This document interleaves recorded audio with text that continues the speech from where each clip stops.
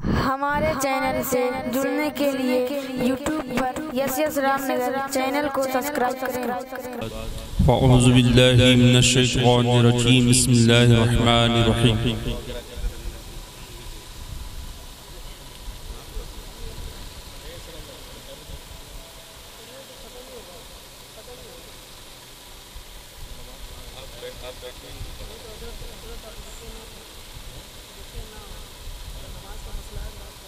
السلام علیکم یا رسول اللہ وعلی آلک و اصحابک یا حبیب اللہ، الصلاة والسلام علیک یا نبی اللہ وعلی آلک و اصحابک یا نور اللہ۔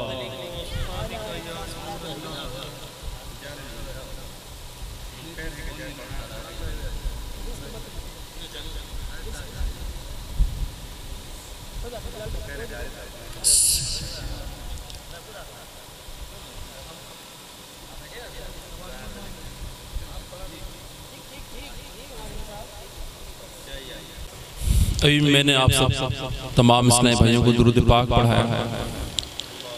درود پاک پڑھنے اور پڑھانے کی بہت فضیلت ہے، حدیث پاک اس سے مالا مال ہے۔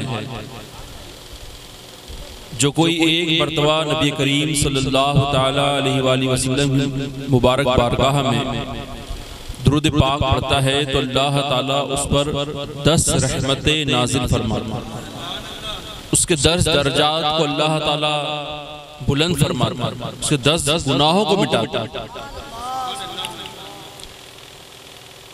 بے شمار روایتیں، بے شمار اس کی برکتیں، بے شمار فضیلتیں حدیث مبارکہ میں آئی ہیں درود پاک پڑھنے کی۔ ہلکا سا ایکو کر دو، ہلکا سا۔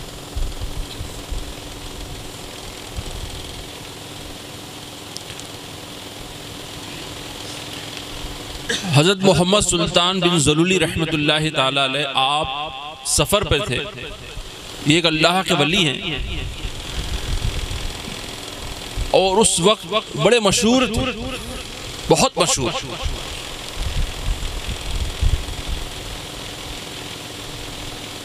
اب سفر پہ تھے، دوران سفر جو ہے نماز کا وقت ہو گیا۔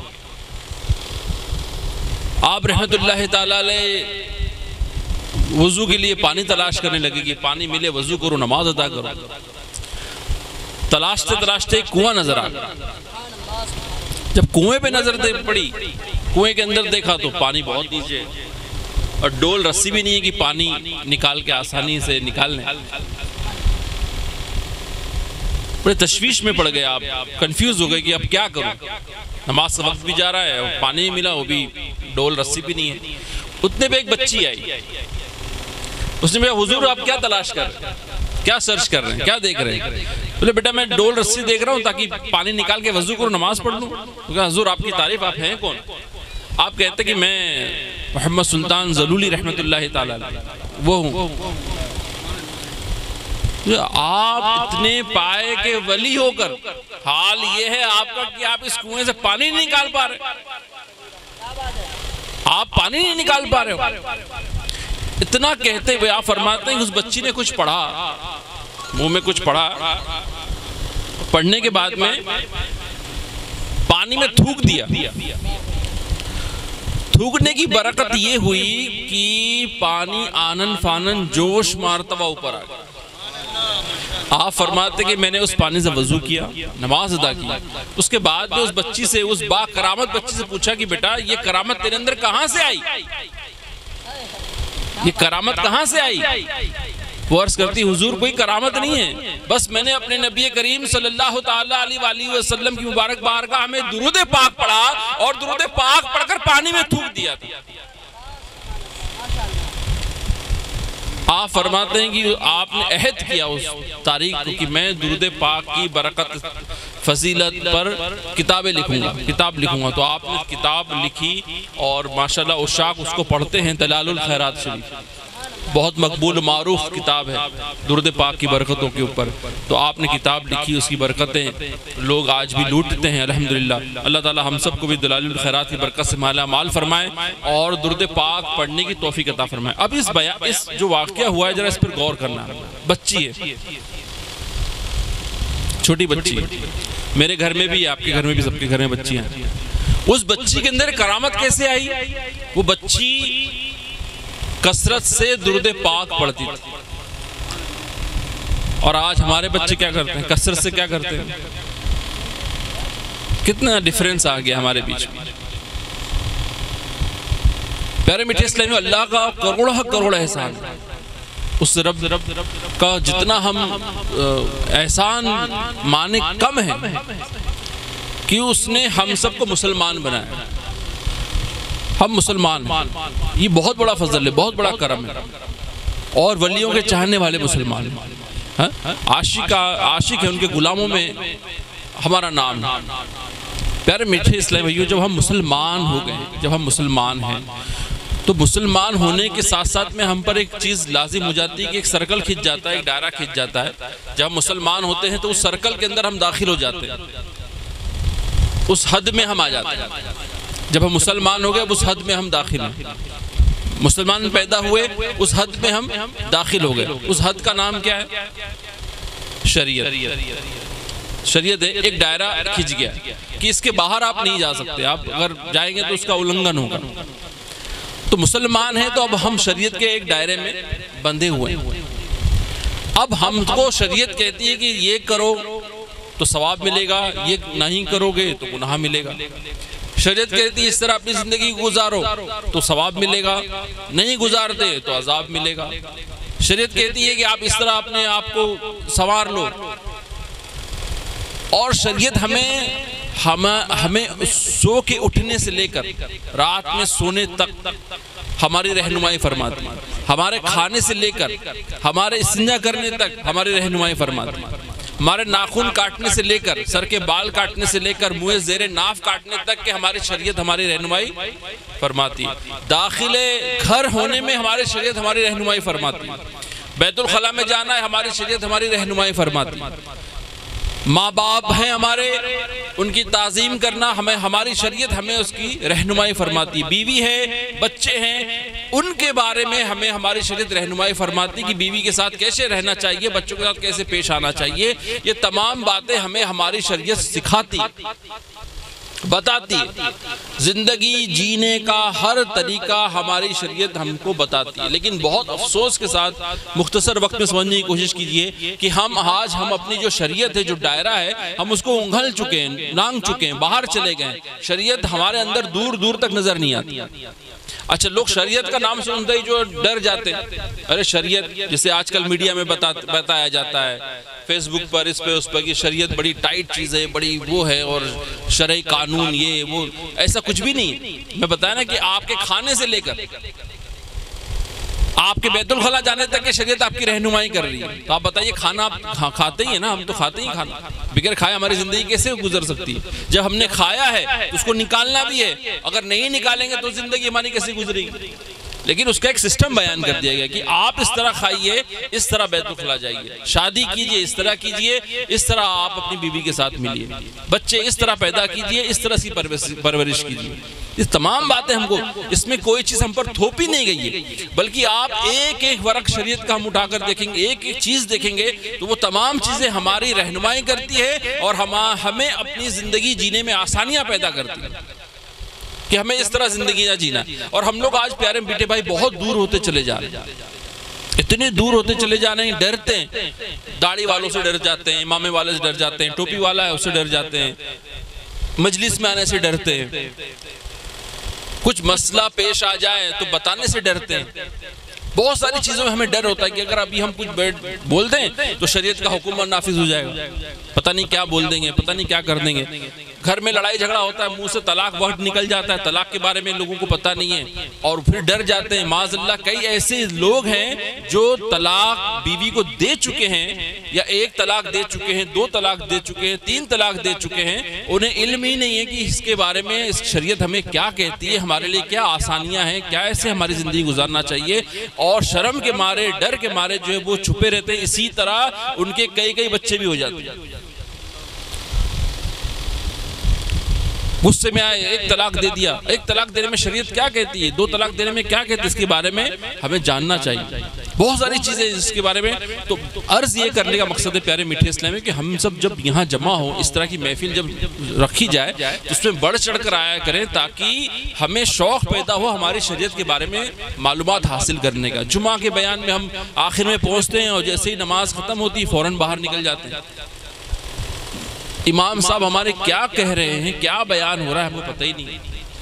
ہم بزنس کرتے ہیں، دھندا کرتے ہیں، نوکری کرتے ہیں، قسم سے ہمیں بزنس کرنے کا ڈھنگ و طریقہ شریعت نے جو سکھایا ہے، اگر ہم اس سے بزنس کریں، اس طریقے پہ چلیں تو ہم بہت سکون کے ساتھ اپنی زندگی گزاریں گے۔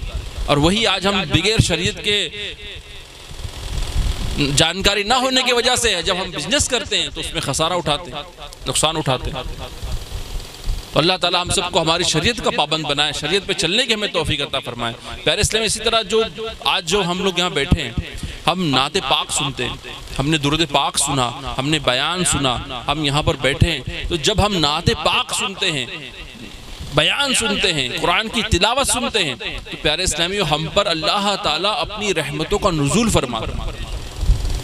یہ نیکیاں ہمیں ملتی ہیں، بیٹھنے کی ہمیں نیکیاں مل رہی ہیں، سننے کی ہمیں نیکیاں مل رہی ہیں، ہم سبحان اللہ، الحمدللہ، اللہ اکبر کہتے ہیں، اس میں ہمیں نیکیاں ملتی ہیں، ہم علماء کی زیارت کرتے ہیں، اس میں ہمیں نیکیاں ملتی ہیں، ہم توجہ کے ساتھ سنتے ہیں، ہمیں اس کی نیکیاں ملتی ہے۔ یہ تمام باتیں، یہ چیزیں ہمیں نیکیاں جب حاصل ہوتی ہیں تو اس طرح کی محفل میں بیٹھنے کی وجہ سے حاصل ہوتی ہیں۔ آپ باہر بیٹھے رہیں، آپ کو کوئی نیکی نہیں ملے گی۔ آپ اپنے گھر میں بیٹھے رہیں، ٹی وی کے سامنے بیٹھے رہیں، کوئی نیکی نہیں ملے گی۔ یاد رکھیں، نیکیاں کمانے کی فکر پیدا کریں تمام لوگ۔ اب کیسے فکر پیدا ہوگی، اس کا فائدہ کیا ہوتا ہے؟ نیکیاں پیارے میٹھے اسلامی ہمارے جیب میں نہیں آتی۔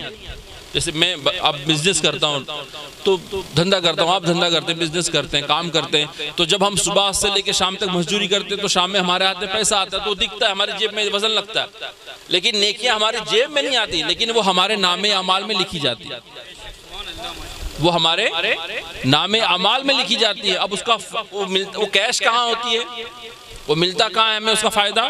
پیارے اسلام، جب ہم کہیں جا رہے ہوں، ہمارے گھر میں موجود ہوں، سیڑھی سے اتر رہے ہوں، ایسا حادثہ ہو جائے جس سے ہمارے ہاتھ کی ہڈی ٹوٹ جائے، پاؤں میں چک جائے، سر پھوٹ جائے، بس سے جا رہے ہیں، سارے بس والوں کا ایکسیڈنٹ ہو جائے، سب کے بہت ساری چوٹیں آئی ہو، ہمیں معمولی سے خروچ آیا ہو، سیڑھی سے اتر رہے تھے، حادثہ بہت بڑا ہونے والا تھا، بہت مختصر سا اس میں کام پورا ہو گیا، بس کا حادثہ بہت برا تھا، ہم بہت مختصر سے چوٹ میں آ گئے، ہمارے منہ سے فوراً نکلتا ہے کہ کوئی نیکی تھی تو کام آ گئی۔ بولتے ہیں نا، یہ جو آپ بیٹھے ہیں، یہ نیکیاں جب ہمیں کما رہے ہیں نا، یہ ہمارے نام اعمال میں آ رہی ہے، اس کا فائدہ ہمیں کوئی نہ کوئی حادثوں میں ملتا ہے، کوئی خسارہ ہونے والا رہتا ہے، اس میں وہ نیکیاں آڑے آ جاتی ہیں۔ تو آپ نیکیاں کمانے سے محبت رکھیں، نیکیوں والا کام کریں، اچھائیاں کریں، اچھے اجتماعات میں بیٹھیں، نعت مصطفیٰ صلی اللہ تعالیٰ علیہ وسلم کو سننے کی محفلیں سجائیں، درود پاک پڑھتے رہیں، نماز کی پابندی کریں، نماز سے محبت رکھیں، اللہ والوں کی بارگاہ میں حاضری دیتے رہیں، جیسا بھی ہو ممکن ہو کوشش یہ کریں کہ گناہ سے زیادہ سے زیادہ بچ کے ساتھ ساتھ میں ہم نیکیوں کی طرف بڑھیں، نیکیاں کمانے کی۔ یاد رکھیں، اگر نیکیاں ہمیں دنیا میں جب کام آ رہی ہیں، ایسے حادثوں میں کام آ رہی ہیں، تو یہی نیکیاں پیارے بھائی ہمیں قبر کے اندھیرے میں کام آئیں گی، یہی نیکیاں میدان محشر کی گرمی سے بچائیں گی انشاءاللہ تعالی۔ تو نیکیوں سے محبت جب ہوگی انشاءاللہ، جب ہمیں اس تمام چیزیں فائدہ حاصل ہوتا رہے گا، لیکن جب تک ہم نیکیوں سے محبت نہیں کریں گے، ہم نقصان میں ہوتے چلے جائیں گے۔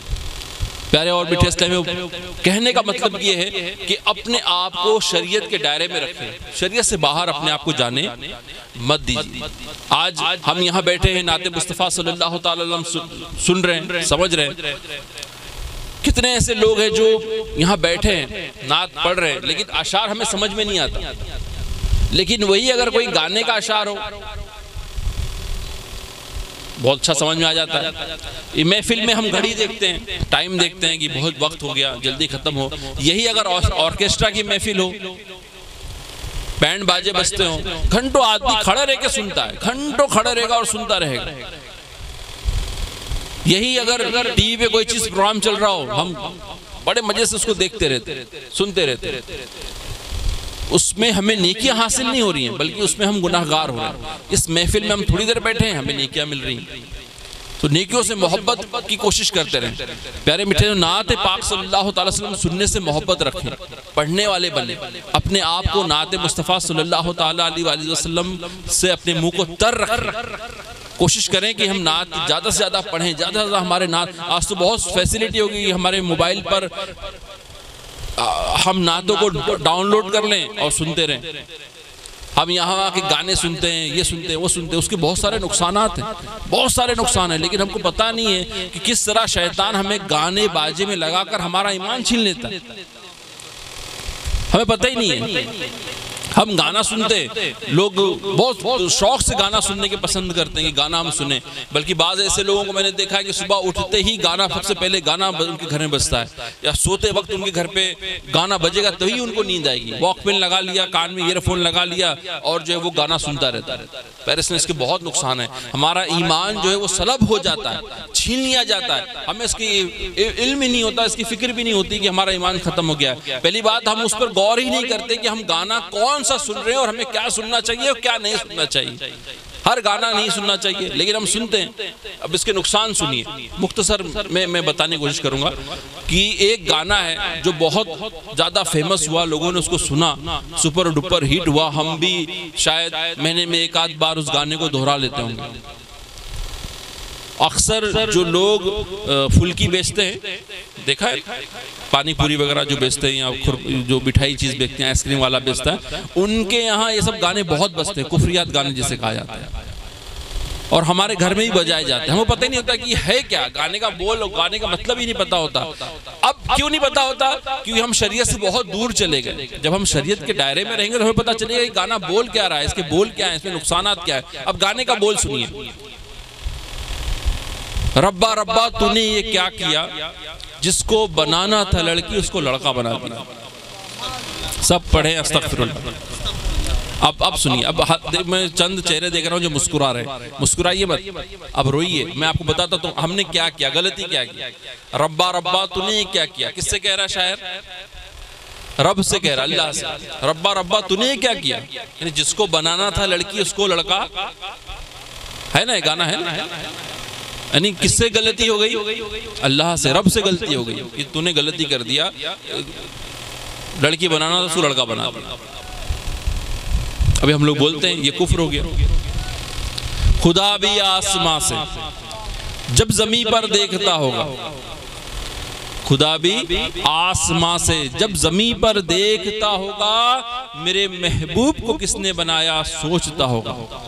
آپ بتاؤ یہ گانا ہم نے گائے ہے, سنے ہیں کہ نہیں, ہمارے کان میں پڑا ہے کہ نہیں؟ ہاں یا نا میں جواب دیجیے, ہے نا. ابھی گانے میں کفر کتنا بھرا ہے. آپ سوچئے, کبھی یہ گانا بجے فوراً اس کو سٹاپ کرائیے اپنی طاقت کے حساب سے. اپنے گھر میں بجے, باہر بجے, لوگوں کو سمجھائیے کہ گانے میں کفر کتنا بھرا. ہم بولتے ہیں خدا بھی آسمان پر, خدا بھی آسمان سے, آسمان سے, خدا بھی آسمان سے. ہمارا رب کون ہے؟ واحد تنہا. خدا بھی آسمان سے. سرکار علیہ السلام معراج میں کہاں تشریف لے گئے؟ لا مکان, کوئی مکان نہیں, پتہ ہی نہیں کہاں گئے. ایک حد ہے اس کی, اور اس کے پار کہاں گئے کوئی پتہ نہیں. لا مکان, پتہ نہیں کہاں چلے گئے, کہاں گئے. رب کہاں رہتا ہمیں پتہ نہیں ہے. اب شاعر نے محدود کیا, خدا بھی آسمان سے. ابھی دیکھو, ایک تو یہ ہوا ہی ہوا, دوسرا ظلم کیا کر رہا ہے؟ خدا بھی آسمان سے جب زمین پہ دیکھتا ہوگا, یعنی ہمیشہ نہیں دیکھتا, جب دیکھتا ہے. قید لگا دی جب کی. ہمارا ایمان کیا ہے؟ بولیے ہمارا ایمان کیا ہے؟ بولو بھائی. ہمارا ایمان یہ ہے کہ ہمارا رب ہمیں ہمیشہ دیکھتا ہے نا ایمان. رب ہمیں ہمیشہ دیکھتا. ہم گوفا میں بیٹھے رہیں, اندھیرا گڑپ ہو, کال کوٹری میں بیٹھے رہیں, زمین کے ساتویں اس میں چلے جائیں, کروڑوں کی آبادی میں ہوں، پھر بھی ہمارا رب ہمیں دیکھ رہا ہے. یہ ہمارا ایمان. وہ کیا کہہ رہا ہے؟ جب دیکھتا ہوگا. اب دیکھیں، اب شرک ہو رہا ہے. میرے محبوب کو، یعنی شاعر کہہ رہا ہے کہ میرے محبوب کو کس نے بنایا سوچتا ہوگا. اب دیکھیں، میرے محبوب کو کس نے بنایا، یعنی خدا کوئی اور بھی ہے بنانے والا. سمجھ رہے بات؟ کوئی اور بھی ہے بنانے والا جس نے بنایا ہے. وہ سوچتا ہے. اللہ تو ہمارا سوچنے سے پاک ہے. رب سوچتا نہیں ہے، رب سوچنے سے پاک ہے. یہ اگر کسی کا ذہن بنتا کہ رب سوچتا ہوگا کیسے دنیا بنایا ہے، کیسے کرنا ہے، تو معاذ اللہ وہ کفر کرتا ہے. رب سوچتا نہیں ہے، رب کو اندر وہ سوچتا نہیں ہے. رب بس حکم دیتا ہے اور ہو جاتی ہے چیز. رب کا حکم ہوتا ہے. اب سوچتا ہوگا معاذ اللہ کس نے بنایا. ابھی پتہ نہیں کون بنانے والا. نہیں، اللہ کی طاقت نہیں ہو جاننے کے لیے کہ کس نے بنایا. رب کی طاقت ہی نہیں ہے. اللہ اکبر کبیرہ. ایک گانا بہت فیمس ہو رہا ہے، بہت فیمس ہوا، کوئی مسلم ہے. اب نام مسلمانوں کے ہوتے ہیں ان کے، ہم لوگ بھی بہت شوق سے سنتے ہیں، اس کو بہت لائک کرتے ہیں اور بہت اس کو شیئر کرتے ہیں کہ بھائی مسلمان ہے، مسلمان ہے. بھائی مسلمان ہے، نام مسلمان ہے، لیکن کام بھی دیکھ لیجئے کیا ہے. مسلمان اگر چرس گانجا شراب بیچے گا تو کیا ہم سے گھر آنا جانا رشتہ رکھتے ہیں کیا؟ تو وہی تو مسلمان ہے جو شراب بیچ رہا ہے، گانجا بیچ رہا ہے، چرس بیچ رہا ہے، زنا کروا رہا ہے، کر رہا ہے. کتنا دور بھاگتے ہیں لوگ اس سے، کہہ رہے ہیں شرابی ہے، کبابی ہے. تو ایسے گانے والے بھی تو ہمارے لیے آفت ہی ہے نا. ان کے نام سے ہم بہت متاثر ہو جاتے ہیں. میں ٹرین میں جا رہا تھا، پچھلی مرتبہ میں نے عرض کیا، میں ٹرین میں جا رہا تھا، اجمیر شریف جا رہا تھا. وہاں وہ بھکاری گانا گا رہا ہے، یہی گانا. میں نے منع کہ بھائی آگے جا. لوگ بولنے لگے بھائی رفیع صاحب نے گانا گایا. رفیع صاحب نے گانا گایا تو مطلب اس پہ لکیر نہیں، اسٹمپ نہیں لگ گیا کہ وہ پاک و صاف ہے ساری چیزوں سے. رفیع صاحب کا بہت گانا جو ہے وہ کفر سے بھرا پڑا. مزامیر ویسی حرام ہے. گانا کوئی بھی وہ چیز جو ہے وہ حرام ہوگی. ہاں، میرے آقا مدینے والے مصطفیٰ صلی اللہ تعالیٰ علیہ وآلہ وسلم ایک جگہ تشریف لے گئے. آپ کے ساتھ آپ کے خادم ہیں. دور سے کوئی بانسری بجا رہا تھا. پیارے آقا صلی اللہ تعالیٰ وسلم کے کان میں بانسری کی آواز گئی. آپ نے کان میں انگلی ڈالی، ٹھوس لی اور اپنے خادم سے فرمایا کہ کیا اس کی آواز ختم ہو گئی؟ اس نے کہا کہ نہیں، ٹھوسے رہے. ختم ہوئی؟ نہیں، ٹھوسے رہے. عرض کیا حضور اب یہ آواز نہیں آ رہی، تو کان سے انگلی نکالی. خادم نے عرض کیا یا رسول اللہ صلی اللہ تعالیٰ علیہ وسلم، نئی چیز دیکھنے میں مل گئی. ایک دم کیا ہو گیا؟ صحابہ کو جب یہ چیز پتہ چلتی تو پوچھتے سرکار علیہ السلام سے. عرض کیا حضور اس کا؟ فرمایا کہ جو کوئی اپنے کان کو حرام سے پر کرے گا، میوزک سسٹم میوزک سنے گا، سنائے گا، اور اپنے کان کو حرام سے پر کرے گا، اللہ تعالیٰ جہنم میں اس کے کان میں سیسا پگھال کے ڈال دے گا. تو آج تو عام ہے، گلی کوچا صبح اٹھتے ہی جو یہ سب چیزیں. اللہ تعالیٰ ہم سب کو بچائے. اب میں عرض کر رہا ہوں پھر سے وہی بات کہ ہم جب شریعت کے دائرے میں رہیں گے تو سمجھ کامن سینس بڑھے گا.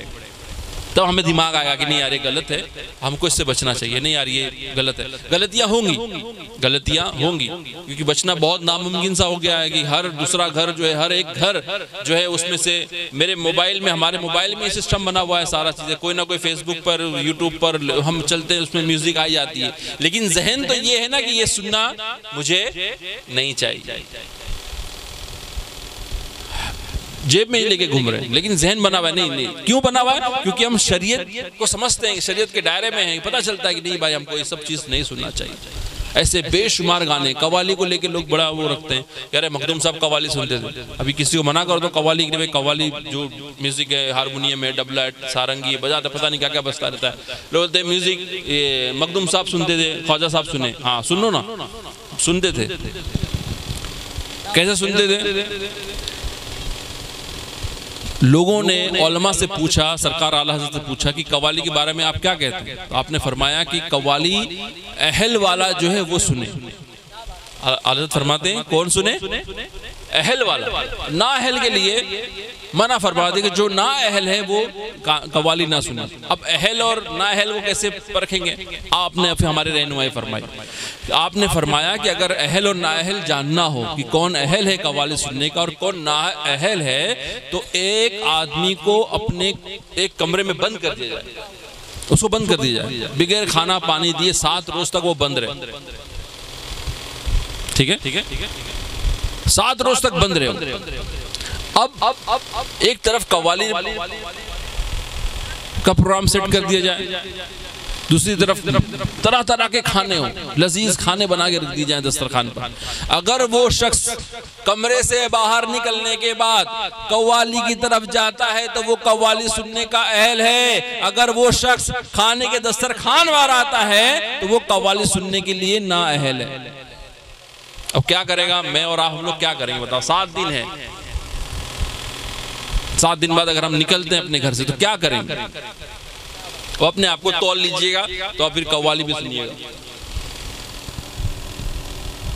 میں تو شاید قوالی تو دور کی بات ہے، دسترخوانی لوگ دیکھیں گے تو اہل، اب آپ سمجھ لیجئے کہ اہل کس کو کہتے ہیں قوالی جی کے بارے میں۔ میں یہ نہیں کہتا کہ قوالی یہ ہے نہ وہ ہے، میں اس کے بارے میں نہیں کہتا، میں نے ایک پیمانہ دے دیا ہے، اپنی تول لے اپنے آپ کو کہ قوالی میں ایسے ایسے اشعار ہے کہ ہم سمجھ ہی نہیں سکتے۔ اللہ اکبر، یعنی مطلب اپنے دماغ سے پرے ہے، شاعر کیا کہتا ہے پتہ نہیں چلتا، کیا کہاں کی بات ہے۔ اچھا، بعض ایسی شاعری ہوتی ہے جو بہت ساری چیزیں ملا کر ایک جملے میں بول دیا جاتا ہے، اب وہ روایت بھی تو ہمیں پتہ ہونی چاہیے، اس روایت کے بارے میں تو ہمیں جانکار ہونا چاہیے۔ تو مخدوم پاک، مخدوم سمنہ اگر قوالی سنتے تھے، ایک سوداگری نواز رحمت اللہ تعالیٰ علیہ سنتے تھے تو وہ اہل تھے، وہ پتیاں کھا کے اپنی زندگی کو گزارا کیا ہے، انہوں نے بھوکے رہے، وہ اہل تھے، وہ سنتے تھے، ان کو شریعت کے بارے میں پتا تھا کہ کہاں ہے کہاں نہیں ہے، کہاں کفر والی ہے کہاں نہیں ہے، اور پتہ نہیں ان کے وقت میں کون سا سسٹم تھا، وہ خود جانے یا ہم کیا جانے۔ لیٹسٹ ساری چیزیں آتی چلی گئی، پتہ نہیں کیا کیا آتا جا رہا ہے۔ خیر، اللہ تعالی ہم سب کو گناہ سے بچنے کی توفیق عطا فرمائے، گناہ سے بچنے کی توفیق عطا فرمائے، نیکیاں کرنے میں ہماری دلچسپی بڑھے۔ پیارے اسلام، نیکیاں کرنے میں ہماری دلچسپی کب بڑھے گی؟ جب ہم اس طرح کے اجتماعات میں بیٹھیں گے، علماء سے ملاقات کریں گے، نماز کی پابندی کریں گے، جمعہ میں پہلے پہنچ جائیں گے، بیان کو سنیں گے، ہر ہفتے کا بیان سنیں گے، یوٹیوب پر، فیس بک پر جو علماء بیان کرتے ہیں، چھوٹی چھوٹی کلپس سے آتی ہیں، آپ اس کو اپنا سننے کا ذہن بنائیے، اپنے کان میں ایئر فون لگا کے سنیے، بیانوں کو سنیے، اپنے آپ کو شریعت کے دائرے میں لانے کی کوشش کیجیے، اپنے آپ کو کھینچیے شریعت طرف۔ شیطان آنے دے گا نہیں، شیطان آنے دے گا نہیں، وہ ہم کو کھینچے گا باہر، اس کا فائدہ ہے، وہ اپنے فائدے ہی کام کرے گا، ہمیں اپنے فائدے ہی کام کرنا ہے، شیطان کی بات میں نہ آتا ہوئے اپنے آپ کو دائرے میں رکھنا ہے، اپنے آپ کو باندھ کے رکھنا ہے، یہ بتانا ہے کہ ہم مسلمان ہیں، یہ بتانا ہے ہمارے کردار سے، ہمارے اخلاق سے، ہماری بات چیت سے، ہمارے کاروبار سے، ہمارے اٹھنے سے، ہمارے بیٹھنے سے، ہمارے آپس میں ادھر ادھر جانے سے یہ جھلکنا چاہیے کہ یہ مسلمان۔